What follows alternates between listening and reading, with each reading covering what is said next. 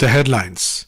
External Affairs Minister S Jaishankar says G20 Summit in New Delhi will be remembered for its outcome and solutions to deal with burning issues. Government says India made extensive efforts during its G20 presidency to raise voice of Global South and seek support for African Union to become permanent member of G20. G20 technical workshop on climate resilient agriculture begins at Hyderabad in Telangana. Information and Broadcasting Minister Anurag Singh Thakur says government has no plan to call early Lok Sabha polls. President Droupadi Murmu unveils Mahatma Gandhi statue at Gandhi Darshan near Rajghat in New Delhi. And in football, Mohun Bagan beat East Bengal 1-0 to lift the Durand Cup 2023 in Kolkata.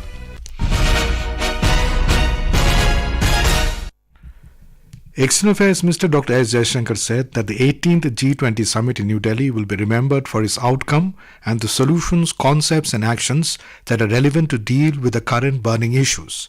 Responding to a question over reports that the Russian and Chinese presidents are not coming to attend the G20 Summit, the minister said rather than focusing on which countries choose to come at what level, the real issue is what position do they take when they come.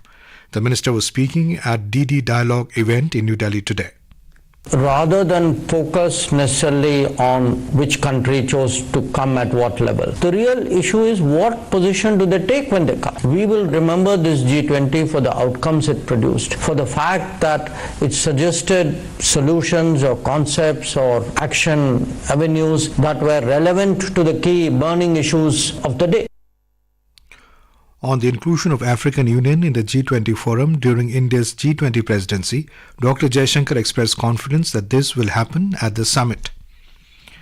Extensive efforts have been made under India's G20 presidency to raise the voice of the Global South and seek positive support for the African Union to become a permanent member of the G20. In an exclusive interview with Akashvani News, Special Secretary for G20 Operations, Muktesh Pardesi, expressed hope that the inclusion of the African Union in the G20 will likely to be adopted during the upcoming G20 Summit in New Delhi. And in January this year, there was a virtual meeting led by Honorable Prime Minister and attended by many Prime Ministers and Presidents all over the world. Some 125 countries participated. So this resulted into a consultative process. This kind of outreach event to consult 125 countries of the Global South was never undertaken. So this is a significant contribution by India, and out of which comes positive support for African Union to become permanent member of the G20. So that if most likely to be adopted at New Delhi Summit, if that happens, that will be an important contribution by India in G20 process. Mr. Pardesi said India has been able to raise its profile and able to bring the country's national priorities on the international agenda in multiple manner. He said G20 is a global opportunity for showcasing the country's progress and creating a favorable narrative about India. Mr. Pardesi said many countries of the world have lauded the contribution of India made in the digital sector. He said the steps taken by the country in creating a robust digital infrastructure like Aadhaar and UPI in the country is finding resonance amongst the world leaders. He said India will organize an exhibition on the Digital India Experience zone in the Bharat Mandapam, the main venue of the G20 Summit for the delegates. Full interview can be listened on 100.1 Gold channel and additional frequencies of Akashvani at 9:15 p.m. onwards tonight in the program Spotlight. The interview will also be available on News on AIR Official on YouTube. The preparation is in full swing in the national capital to host the G20 Summit on Saturday and Sunday. From government agencies and civic bodies to security establishments, no stone has been left unturned to make this global event a historic one. The city is turning colorful with murals and graffiti on the walls, statues and fountains in different areas. A dedicated park featuring sculptures of member states, national animals and monuments been lit up with the facade light. Special arrangements have also been made at the airport for the delegates. We have a report. A red carpet welcome is awaited for G20 delegates at the Indira Gandhi International Airport in the national capital. 3 special lounges have been set up to welcome the heads of the state. Teams of officials accompanying the leaders will be able to complete the necessary paperwork in these lounges and leave the airport through the technical area without disturbing the regular flow of passengers. Terminal 3 is featuring an illuminated G20 logo prominently, enhancing the visual appeal both inside and outside the terminal. Strategically positioned standees and cutouts featuring information about the G20 Summit provide valuable insights to passengers. The terminals have also been adorned with impactful hoarding that warmly welcome guests and express gratitude to visitors upon their arrival and departure. With Diwakar, Bhupendra Singh, Akashvani News, New Delhi. The 3-day G20 technical workshop on climate-resilient agriculture was inaugurated today by Union Minister of State for Agriculture and Farmers' Welfare, Shobha Karanlaje, at Samshad in Hyderabad. The event has been attended by over 100 delegates, including from India and abroad, from G20 countries and invited countries. Speaking on the occasion, Ms. Karanlaje expressed concern on global climate change posing many challenges to growth and development. She said agriculture sector appears to be the most sensitive and is greatly influenced by climate change, and added that climate change impact on agriculture is already being felt. She felt climate risks are best addressed through adaptation, which can bring immediate benefits and also reduce the adverse impacts of climate change. The meeting will deliberate on various issues of agriculture research, predominantly on climate change, and other techniques and methods for sustainable development of agriculture in the global context. This is Akashvani giving you the news. For quick news updates around the clock, follow us on our Twitter handle at AIR News Alerts. Union Information and Broadcasting Minister Anurag Singh Thakur has clarified that the government has no plans to call early Lok Sabha polls. In an exclusive interview with a private TV channel, he said that there are no plans to delay the forthcoming assembly elections, to hold them later along with the general elections. He rejected reports of polls being advanced or delayed as media conjecture. तो अगर साल की भारत सरकार, राज्य की सरकारें model code of conduct में कितना समय बिताते, नेता अपना समय जो नीति निर्माण में, प्रोग्राम्स की इम्प्लीमेंटेशन में, देश को आगे बढ़ाने में, वो एक तो वो है। दूसरा, अगर चुनाव एक समय पर होते हैं तो क्या इससे खर्चा नहीं होगा? क्या टैक्स पेयर का पैसा नहीं बचेगा? क्या आपको बार बार इन सब चीजों से हटके देश के विकास के लिए ज्यादा समय नहीं लगा पाएंगे? आखिरकार विपक्ष घबराता किस बात से है?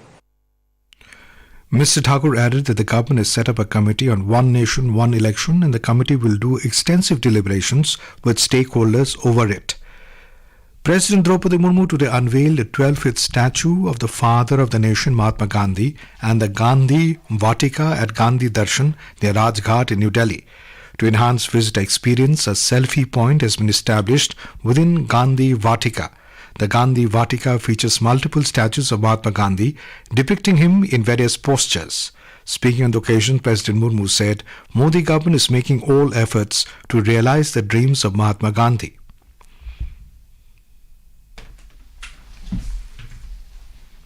दक्षिण अफ्रीका के पूर्व राष्ट्रपति नेल्सन मंडेला से लेकर नागरिक अधिकारों के पैरोकार मार्टिन लूथर किंग जूनियर और अमेरिका के पूर्व राष्ट्रपति बराक ओबामा तक ने गांधी जी के द्वारा दिखाए गए सत्य और अहिंसा के मार्ग को विश्व कल्याण के मार्ग माना। बापू के आदर्शों और मूल्यों शाश्वत थे। उनके दिखाए रास्ते पर चलकर आज भी विश्व शांति के लक्ष्य को प्राप्त किया जा सकता है। Delhi's Lieutenant Governor V.K. Saxena and Vice Chairman of Gandhi Smriti and Darshan Samiti Vijay Goyal was also present at the function. Minister of State for Culture Meenakshi Lekhi today launched Adopt a Heritage 2.0 program in New Delhi to enhance visitor experience at heritage site. The program is envisioned by Archaeological Survey of India to collaborate with the private sector companies, trust and NGOs. It aims to engage corporate stakeholders in enhancing the amenities at 3,697 protected monuments spread across the country, showcasing India's rich cultural legacy. Addressing the gathering through video conferencing, Union Culture Minister G. Kishan Reddy said Prime Minister Narendra Modi has taken several steps after 2014 to enrich the ancient heritage of India. He said conservation of heritage is also necessary along with the development of the country. Speaking on the occasion, Minister of State for Culture Meenakshi Lekhi said, through Adopt a Heritage 2.0 program, the legacy of India's history will be safeguarded for future generations. She stressed on the need to protect the heritage and culture of the country. Mrs. Lekhi said till now only 0.7% work was been done on heritage through the corporate social responsibility funds. ये जो portal आज launch किया गया है, ये प्रधानमंत्री जी का लगातार हम लोगों को गाइडिंग प्रिंसिपल मिला कि विकास भी और विरासत भी, यानी देश को आगे बढ़ना है, डिजिटल टेक्नोलॉजी आदि टूल्स का इस्तेमाल करना है और अपनी विरासत को बचा के रखना है. इसका जो समावेश है आज के कार्यक्रम और खास तौर पे इस पोर्टल के माध्यम से स्पष्ट होता है. In Assam, in a major breakthrough, the CID has arrested 2 senior cops, including an IPS officer, in an extortion case today. Police sources in Guwahati said that the CID arrested IPS officer and former SP of Bajali district, Siddharth Borgohain, and Deputy SP of the district, Pushkal Gogoi, after the investigation. So far, 7 cops and 2 linked men have been arrested by the CID in this case. All of them were allegedly involved in extortion of money from a businessman in Bajali district. Yesterday, one additional SP rank officer was also arrested. The 12th session of the 7th Arunachal Pradesh Legislative Assembly started today. The session will have 4 sittings and conclude on the 7th of this month. The first day of the session started with obituary references in respect of 3 former members and ministers of the Assembly, late Kardu Taipodia, late Neelam Taram, and late Chao Tewa Main. For the first time in the history of Arunachal Pradesh Legislative Assembly, an all-women legislature's panel of chairpersons have been made for this session. The women legislatures are Jummum Ete Dioria, Dasanglu Pul, Chakat Abo, and Shering Lamu. 3 bills were introduced on the first day of the session.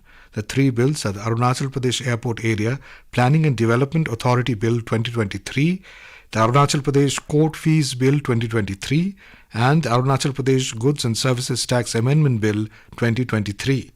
The Arunachal Pradesh Airport Area Planning and Development Authority Bill 2023 envisage constituting the Arunachal Airport Area Planning and Development Authority to oversee the development works to be carried out in the airport areas in the state. The key domestic share indices today logged gains in the afternoon trade. All the sectoral indices are trading in the green, with metal, power, information technology and realty up 1 to 3%. BSE mid-cap and small-cap indices also up 1% each. The BSE Sensex was 183 points up to trade at 65,571, while the Nifty was trading 73 points up at 19,508 a short while ago. Mohun Bagan clinched the Durand Cup 2023 trophy, beating East Bengal 1-0 at the Salt Lake Stadium in Kolkata. Mohun Bagan won the 132nd Durand Cup for the first time in 23 years. Registering this victory, Mohun Bagan SG has become the first team in the history of Durand Cup to win 17 titles. East Bengal are the second most successful team in the Durand Cup and has 16 titles under its name. Earlier, Mohun Bagan had made it to the Durand Cup finals in 2004, 2009 and 2019, but could not register victory back then. In Asia Cup cricket, India will face Nepal at the Pallikela International Cricket Stadium in Kandy, Sri Lanka today. The match will start at 3 p.m. Both teams are looking for the first victory in the series. However, rain may play spoilsport once again today. Nepal had a debacle against Pakistan in the opening game at Multan when they lost by a whopping 238 runs. On the other hand, the clash between India and Pakistan on Saturday was washed out by rain after India were bowled out for 266 runs. And now, before we end the bulletin, the headlines once again. External Affairs Minister S Jaishankar says G20 Summit in New Delhi will be remembered for its outcome and solutions to deal with burning issues. Government says India made extensive efforts during its G20 presidency to raise voice of Global South and seek support for African Union to become permanent member of G20. G20 technical workshop on climate resilient agriculture begins at Hyderabad in Telangana. Information and Broadcasting Minister Anurag Singh Thakur says government has no plan to call early Lok Sabha polls. President Droupadi Murmu unveils Mahatma Gandhi statue at Gandhi Darshan near Rajghat in New Delhi. And in football, Mohun Bagan beat East Bengal 1-0 to lift the Durand Cup 2023 in Kolkata. And with that, we end the midday news.